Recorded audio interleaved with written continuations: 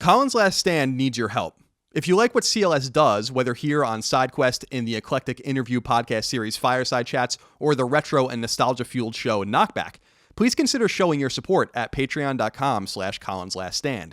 Doing so not only ensures that CLS keeps making content, but it also gets you cool perks, including exclusive podcasts, early access to shows, the ability to vote on show topics, and much more. Thank you for your kindness, generosity, and support. Without you, Colin's Last Stand cannot and will not exist. Now, on to the show.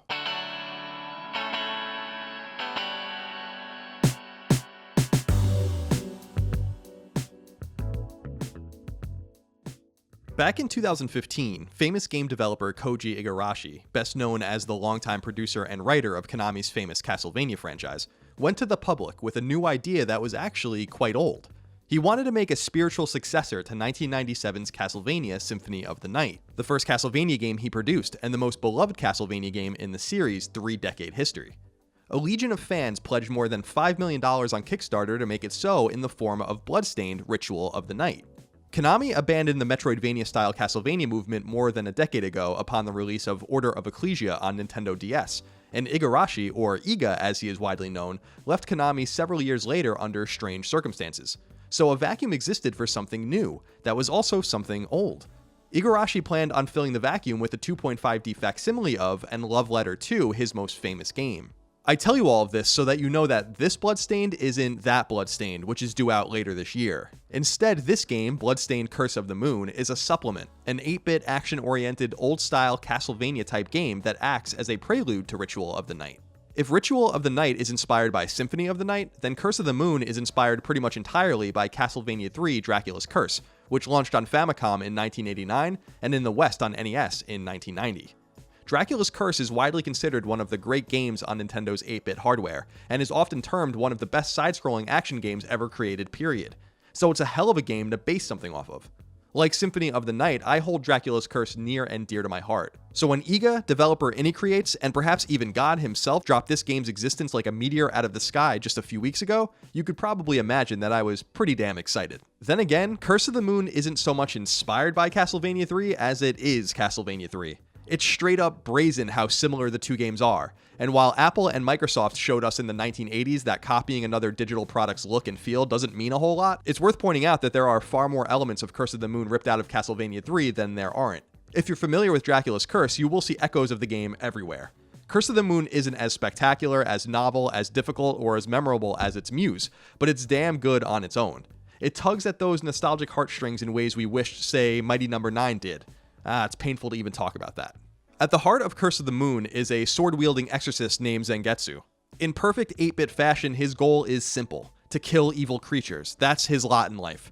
And so he sets out on an adventure, one that experienced Castlevania players could pretty easily beat in fewer than 90 minutes. An adventure that spans 8 unique stages, making it a bit longer than the original Castlevania, but quite a bit shorter than its more direct inspiration.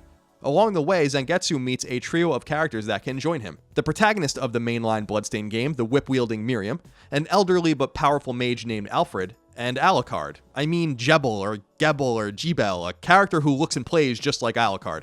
You don't have to recruit any of these characters, but you can recruit some of them or all of them, and then switch to whatever character you want to use in certain situations. Just like, you guessed it, Castlevania III.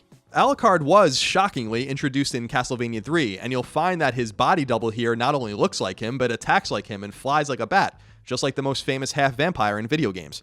Alfred is basically Sypha, a character who can't take a ton of physical damage and can't deal a whole lot of physical damage either, but one that harnesses nasty spells that, if used appropriately, can have devastating effects. But the similarities don't stop with the characters, how you find them, recruit them, and swap them in and out. See that vampire bat? He looks a whole lot like the first boss in the original Castlevania, no? Those pesky enemies floating all over the screen, they'll likely remind you of Medusa heads. Those birds dropping those bouncy creatures everywhere seems a great deal like the Eagle/Igor combination from both Castlevania and Castlevania III. The dragon snake-like enemies attached to walls that give you tons of sub-weapon power once killed, certainly you've seen those somewhere. The aquatic enemies that appear as shadows only to pop up and attack, sure looks like what was going on outside of Dracula's castle in Castlevania III. The map that shows you where you are and where you're going next? Oh, you've probably seen that somewhere too. I wonder if Curse of the Moon's 5th stage, a haunted ship, is the haunted ship from Castlevania III, or perhaps the haunted ship from Ritual of the Night. It's hard to say. I'm telling you, I can make an hour-long video just on how brazen the similarities are. Similarities far deeper than mere character swapping in gameplay. I mean, just look at how the intro echoes Castlevania III's intro, and the original Castlevania's too. It would be absurd if it wasn't so awesome. And who could be surprised, really? Iga is on record as saying that his favorite Castlevania game that he didn't work on is Dracula's Curse. Well, no shit. Non-linearity was a hallmark of Castlevania III. It was quite novel back in 1989 to choose your own path in a video game. But Bloodstained actually morphs that inspiration a bit. Instead of choosing which stages to go to, you have to choose paths within stages, meaning you can never see all of one level in one playthrough. In Castlevania III, there are entire stages you will not see in a playthrough, but in Curse of the Moon, you'll miss portions within stages. This, along with using different characters in different places for different reasons, difficulty settings, in-game collectibles that make you stronger, and more, give you reasons to play through the adventure multiple times, which, considering its brevity, is a nice touch. Enemy diversity isn't exactly stunning, you'll see lots of palette swaps and the like, but what I was quite impressed with were the boss battles.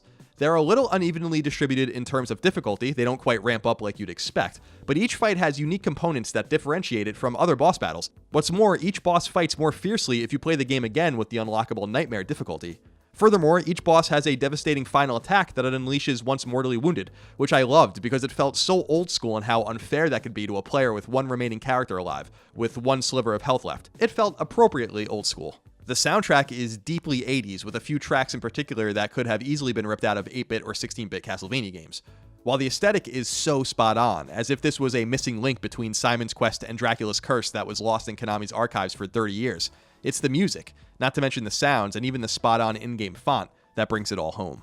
At the end of the day, Curse of the Moon is unpretentious, straightforward, and a whole lot of fun to play. It is a bit on the easier side, even in Nightmare mode, which admittedly feels un-Castlevania. I beat the game my first time through with something like 14 extra lives, which would be unheard of in the series that inspired it.